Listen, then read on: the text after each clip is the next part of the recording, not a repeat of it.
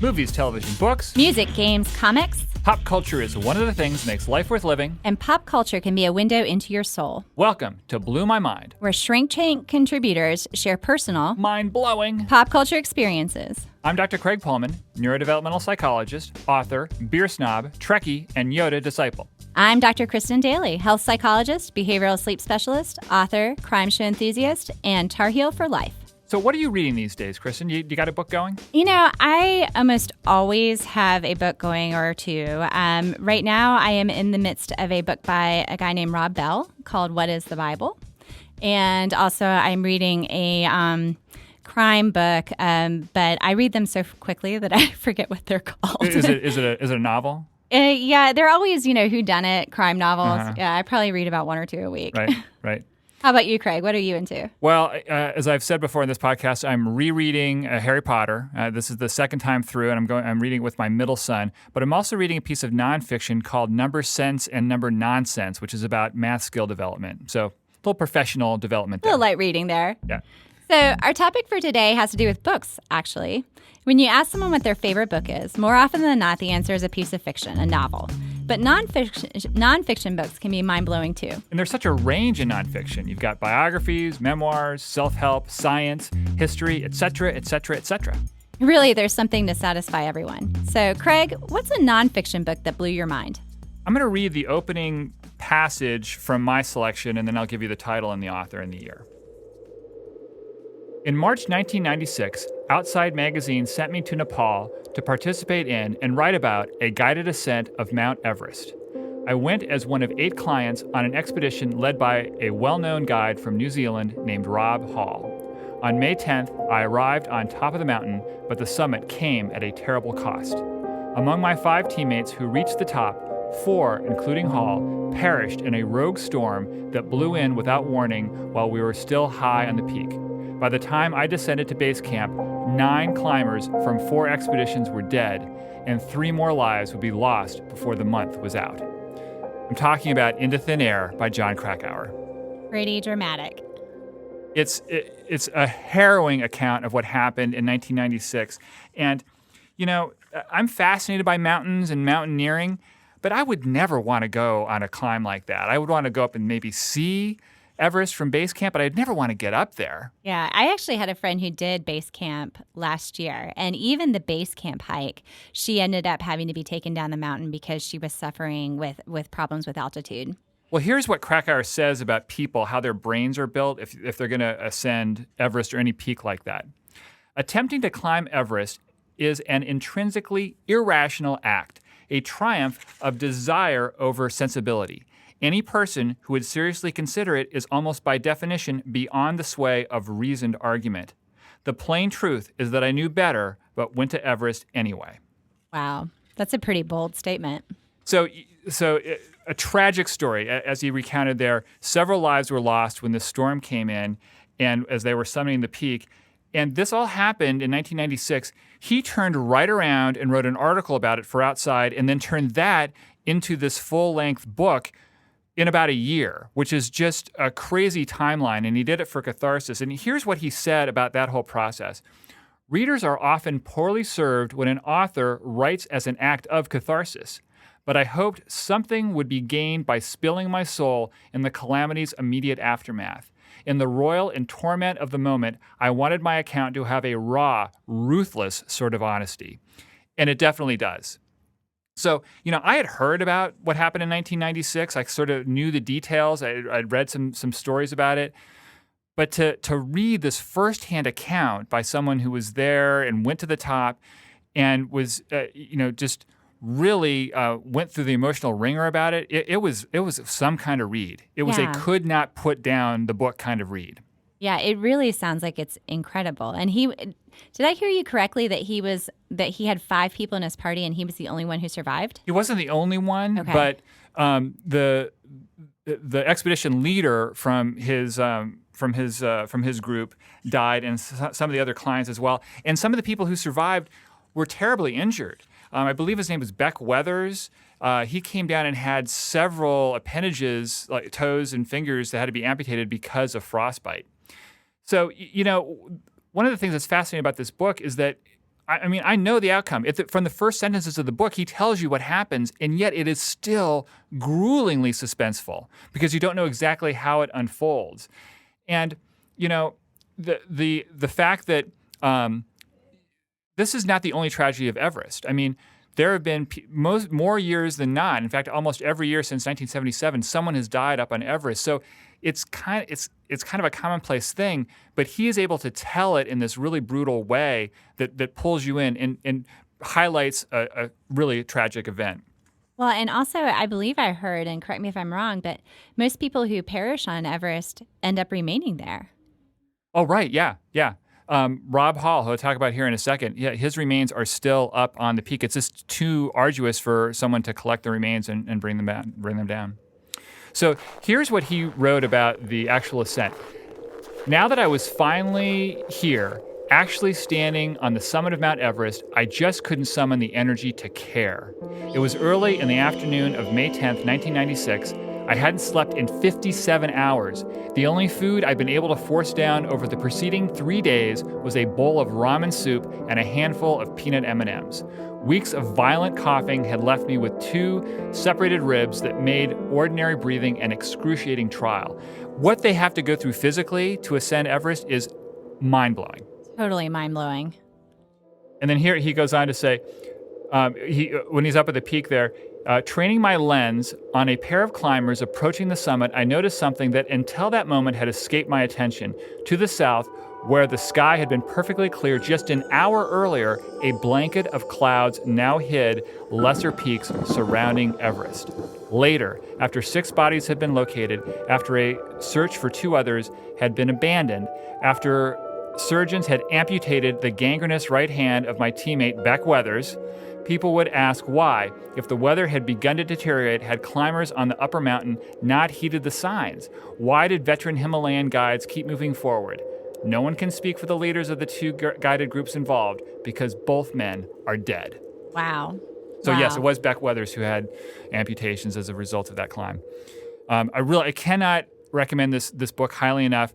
I read it in a matter of probably 2 days. My wife then read it in a matter of a couple of days. And then we both binged on Everest literature. We read accounts from other survivors of that incident. And that led me to then read about K2. And I read about Sir Ernest Shackleton and the Endurance Expedition and the whale ship Essex. I went on this total craze for real-life survival stories that lasted several years. And it all started with Into Thin Air. Oh, that's amazing.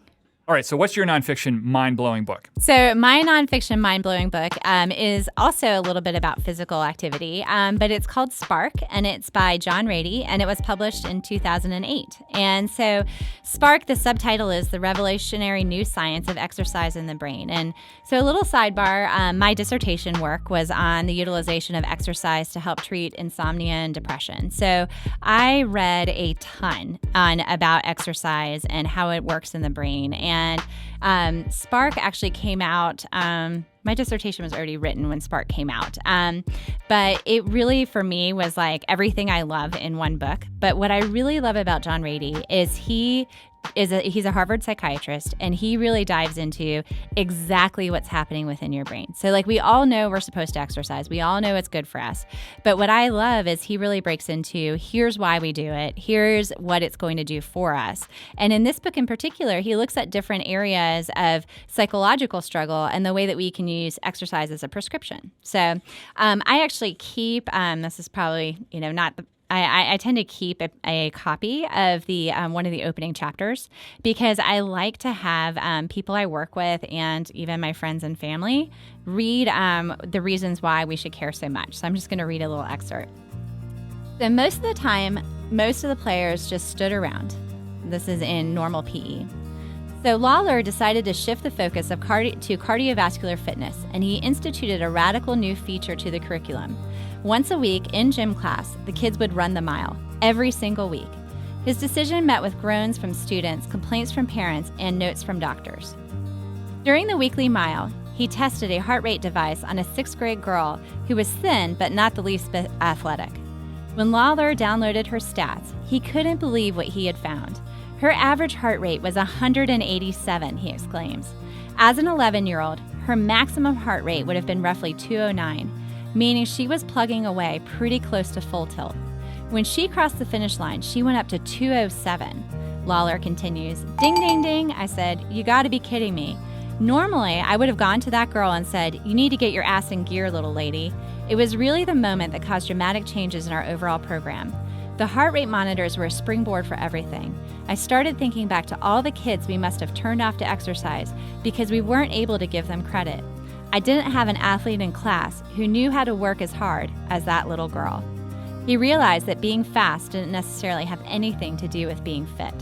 So in this opening chapter, what he is talking about is a revolutionary exercise program that was instituted by the Naperville School District. And what they do is they really focus on this concept of personal best, and they utilize heart rate monitors to know how hard somebody's working.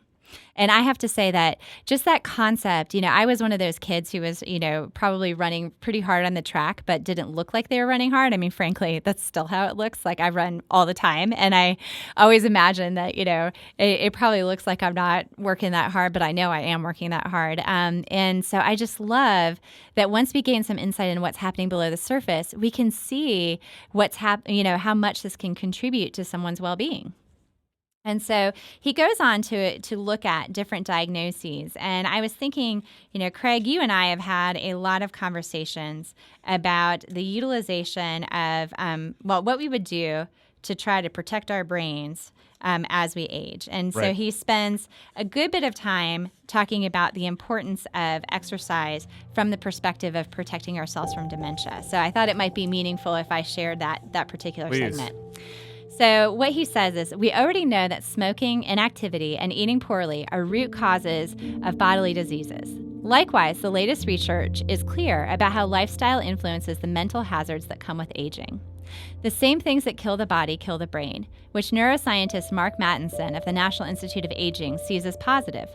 I think this is good news, if we take it seriously, is that many of the same factors that can reduce our risk for cardiovascular disease and diabetes also reduce the risk for age-related neurodegenerative disorders.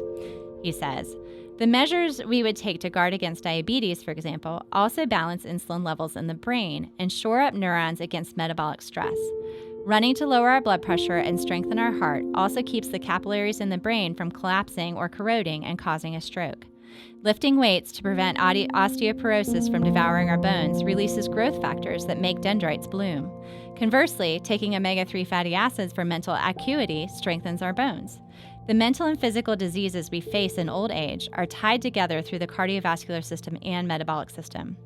A failure of these underlying connections explains why people who are obese are twice as likely to suffer from dementia, and why those with heart disease are at far greater risk of developing Alzheimer's, the most common form of dementia. Statistically, having diabetes gives you a 65% higher risk of developing dementia, and high cholesterol increases the risk 43%. We've had the medical proof that exercise protects against these diseases for decades. Yet, according to the CDC, about a third of the population over 65 reports that they engage in no leisure time activity. My hope is that if you understand how exercise can also protect your mind, you'll take it to heart. It strikes me with these passages, he's conveying a lot of technical, scientific stuff, but it seems very readable. Is the book written? Very approachable. Yeah. I recommend it to a lot of folks just to be able to understand. I think that it's when we think about exercise from the perspective of like trying to be, fit into a smaller pant size. This is why people can easily get, disheartened or not want to engage too much in exercise. But if you think about the idea of exercise being about protecting your brain function, being about boosting your mood. I mean, he quotes a lot from this research study by Barber and Blumenthal, which were prominent in my dissertation work, which demonstrated that regular bouts of physical activity can actually be more effective than antidepressant medication for depression, And so he breaks it into this way that makes the science very, very approachable. And that is something that it just blows my mind about this book because he is able to do that. How about ADHD? Does he talk about? Oh, absolutely. I mean, I just had a conversation yesterday with my 5th grade son who was having a hard time focusing with his math homework that he needed to get outside and shoot some baskets for a while, and that made such a difference. Yes, and the neat thing is he ends each chapter with a specific prescription. So it's kind of like you are trying to use exercise to treat ADHD, here's what this looks like. And So particular types of exercise, types particular of physical activity. timing of exercise. So like the thing that the Naperville school system discovered in the study he talks about in the opening of the book is that it mattered a lot. They called it 0-hour PE, so it would be the hour before school started. But they also found that if they took the kids who were struggling in math or literature and paired the class that they were struggling with as the first period after 0-hour PE, they would see tremendous gains in performance. And so when you think about it from this perspective of we've got to turn the brain on with exercise, we've got to increase that ability to focus with exercise, you see these huge outcomes. And we all have this accessible. I've actually tried to institute 0-hour PE at my house, but it's not going very well. Maybe not. Maybe like first thing in the morning, maybe second thing in the morning, better with the kids. So far I can't get them to run with me in the morning. Yeah. Both of these books, Into Thin Air and Spark, are available through links that we have on our website. So be sure to check those out. Let's turn to the last page here. If you're listening and have a thought about nonfiction books or would like to share an idea for a show topic, please email us at feedback@shrinktank.com. Our audio engineer and editor is Sean Beck. True story, Sean is an ace. Be sure to check out all of the content, including articles, videos, quizzes, and surveys on our website. Shrinktank.com is the place for all of your psychology and pop culture needs. Until next time, I'm Craig Pohlman. I'm Kristin Daley. And this is Blew My Mind.